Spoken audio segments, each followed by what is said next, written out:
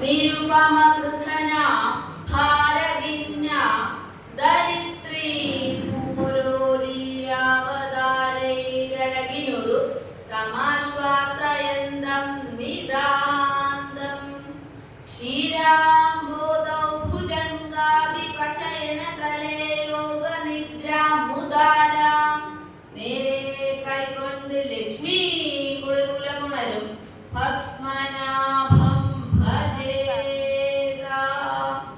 പുരുഷാർത്ഥ സാധിപ്പാനായിക്കൊണ്ട് അഖില ജഗദാധാരഭൂതനായി സച്ചിദാനന്ദ സ്വരൂപനായി ഭക്തവത്സനായിരിക്കുന്ന ശ്രീനാരായണന്റെ ശ്രീമദ് പാദാരവിന്ദങ്ങളെ ഹൃദയകമലകർണികാ മധ്യത്തിങ്കലമാർ വെച്ച് നിസ്തുല ഭക്തി പുരസരമാവും വണ്ണം ഉപാസിച്ചു കൊള്ളണം. ഗുരുകാരുണ്യ ലക്ഷ്മി യോഗാൽ. എങ്കിലോ പണ്ട് ദ്രുപദ മഹാരാജാവ് തന്റെ പുത്രി പാഞ്ചാലിയുടെ സ്വയംവരം വീരപരീക്ഷയായിട്ട് നിശ്ചയിച്ച് രാജാക്കന്മാരെയൊക്കെ ക്ഷണിച്ച സമയത്തിങ്കൽ ഭൂമണ്ഡലവർത്തികളായിട്ടുള്ള സകല രാജാക്കന്മാരും പാഞ്ചാല രാജധാനിയെ പ്രാപിഭൂതം ചെയ്തു. തദനന്തരമാവട്ടെ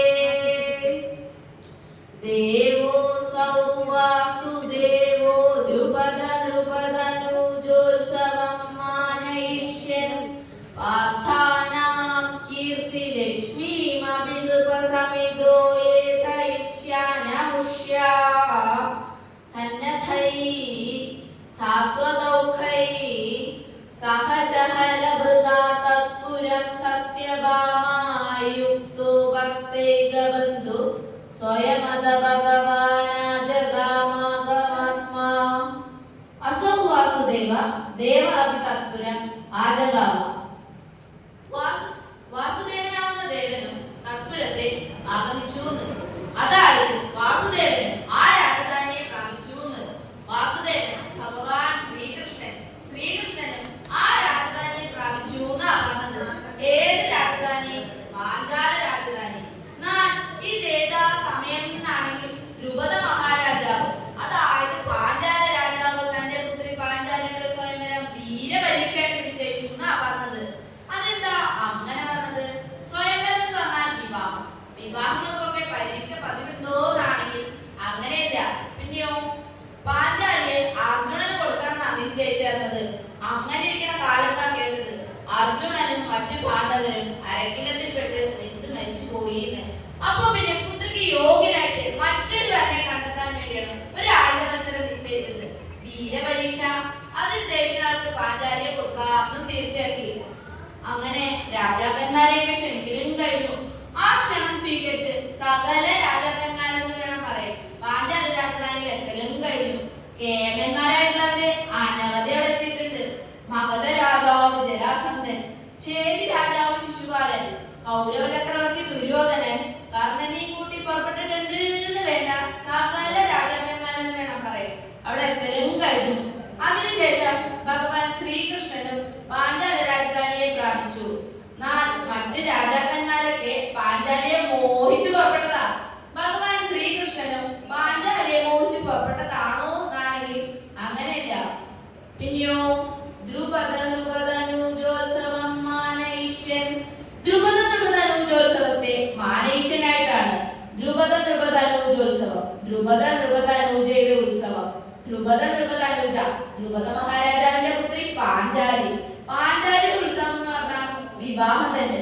ആ പാഞ്ചാലിയുടെ വിവാഹത്തെ തന്റെ സാന്നിധ്യം കൊണ്ട് മാനിക്കണമെന്ന് നിരീക്ഷിച്ചാ ഭഗവാൻ പുറപ്പെട്ടിട്ടുള്ളത്.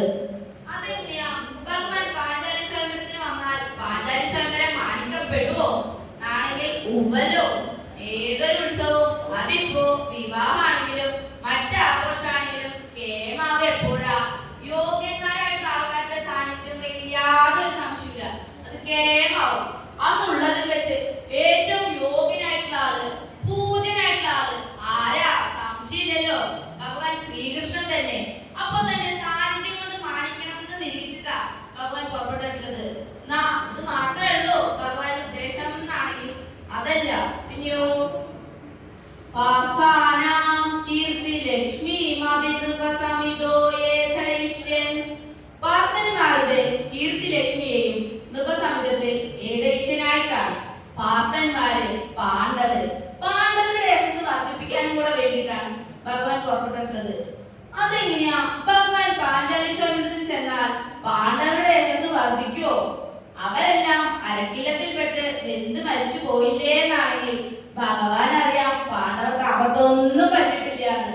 മാത്രമല്ല വേഷപ്രച്ഛന്നരായി സഞ്ചരിക്കുന്ന അവര് പാഞ്ചാല രാജധാനിയിൽ എത്തുന്നു ഭഗവാൻ അറിയാം. ഭഗവാന് തന്റെ ഇഷ്ടനായിട്ടുള്ള അർജുനനെ കൊണ്ട് പാഞ്ചാലിയെ വിവാഹം കഴിപ്പിച്ച് അവരുടെ യശസ് വർദ്ധിപ്പിക്കണം. അതിനാണ് ഭഗവാൻ പുറപ്പെട്ടിട്ടുള്ളത്. ഭഗവാൻ ഒറ്റയ്ക്കാണോ പാഞ്ചാലി സ്വയംവരത്തിന് പോകുന്നത്? അല്ല, പിന്നെയോ സത്യഭാമായുക്തനായിട്ടായിരുന്നു ഭഗവാന്റെ എഴുന്നള്ളത്ത്. ഭഗവാന്റെ പ്രിയതമയായിട്ടുള്ള സത്യഭാമയും കൂടെ ഉണ്ടായിരുന്നു. സത്യഭാമ കൂടെ ഉണ്ടായിരുന്നു എന്ന് പറഞ്ഞാൽ മുഴുവനായില്ല. എന്താ, ഭഗവാൻ കുറച്ചൊന്ന് ബുദ്ധിമുട്ടേണ്ടി വന്നു ഭാമയെ കൊണ്ടുപോകാൻ. അതെന്താ അങ്ങനെ പറഞ്ഞത്? സ്വതേ സ്ത്രീകളല്ലേ ഇത്ര ആഘോഷങ്ങൾക്കൊക്കെ ആദ്യം ചാടി പുറപ്പെടുക. പ്രത്യേകിച്ചും വിവാഹമാകുമ്പോ ആദ്യം ചാടി പുറപ്പെടുക ആരാ? സ്ത്രീകളാ. പിന്നെന്താ ഭഗവാൻ ഭാമയെ കൂടെ കൊണ്ടുപോകാൻ ബുദ്ധിമുട്ടി എന്ന് പറഞ്ഞത്? ഭാമയ്ക്ക് ചെറിയൊരു തെറ്റിദ്ധാരണ, അതാ കാരണം. ഭഗവാൻ സ്വയംവരത്തിനെല്ലാം ഒരുങ്ങി പുറപ്പെട്ടതിന് ശേഷം ഭാമയുടെ അടുത്ത് ചെന്നു. ഭാമേ, ഭാമേ, ആ അങ്ങിൽ നിങ്ങളോ യാത്രക്കാണല്ലോ? അതേ ഭാമേ, ഞാൻ ഇന്ന് യാത്രക്ക് തന്നെയാണ്. ആട്ടെ, ഇന്ന് എങ്ങടാ പുറപ്പാട്? ഭാമ അറിയണ്ടായില്ലേ? ധ്രുപദ മഹാരാജാവിന്റെ പുത്രി പാഞ്ചാലി, പാഞ്ചാലിയുടെ സ്വയംവരം നിശ്ചയിച്ചേക്കണോ? അവിടേക്ക് ക്ഷണിക്കണ്ടായില്ലോ. അത്രത്തോളം പോവാന്ന് തിരിച്ചിട്ട് പുറപ്പെട്ടതാ. ആ വേഷമൊക്കെ കണ്ടപ്പോ തന്നെ മനസ്സിലായി സ്വയംവരത്തിനുള്ള പുറപ്പാടാന്ന്. ആട്ടെ, പോയിട്ട് വരൂ. പോയിട്ട് വരൂന്നല്ല, ഭാമ കൂടെ വരണം. ഞാൻ പത്നി സമേതം പോവാന്നാ തീർച്ചയാക്കിയിട്ടുള്ളത്. അതുകൊണ്ട് അമാദിക്കണ്ട, പുറപ്പെട്ടോളൂ. ആ വേഗം പുറപ്പെടൂ. അല്ല, അങ്ങ് പോവാൻ തീർച്ചയാക്കിയല്ലോ, അതല്ലേ ഇപ്പൊ ഞാൻ ഒരുങ്ങിയിട്ടുള്ളത്. ഞാൻ വേണ്ടാന്ന് നിശ്ചയിച്ചിട്ടുണ്ട്. അപ്പോ ഭാമയുടെ വിചാരം എന്താ? ഭഗവാൻ പാഞ്ചാലിയെ വിവാഹം കഴിക്കാനാ പോകുന്നെന്നാ. അതായി പറ്റോ? എന്താ ഭാമേ, വേഗം പുറപ്പെടൂ. ഇല്ല, അങ്ങ് പോയിട്ട് വരും. പോയിട്ട് വരുമ്പോ സ്വീകരിക്കാനുള്ള ഒരുക്കങ്ങളൊക്കെ ഇവിടെ ചെയ്തോളാം. അതെന്താ ഭാമേ, ഞാൻ എവിടെയെങ്കിലും പോയിട്ട് വരുമ്പോ പ്രത്യേക സ്വീകരണം ഒന്നും പതിവില്ലല്ലോ. ഇന്നിപ്പതെന്താ? അല്ല, ഇതിപ്പോ അതുപോലെ അല്ലല്ലോ. പോയിട്ട് വരുമ്പോ കൂടെ വേറൊരാൾ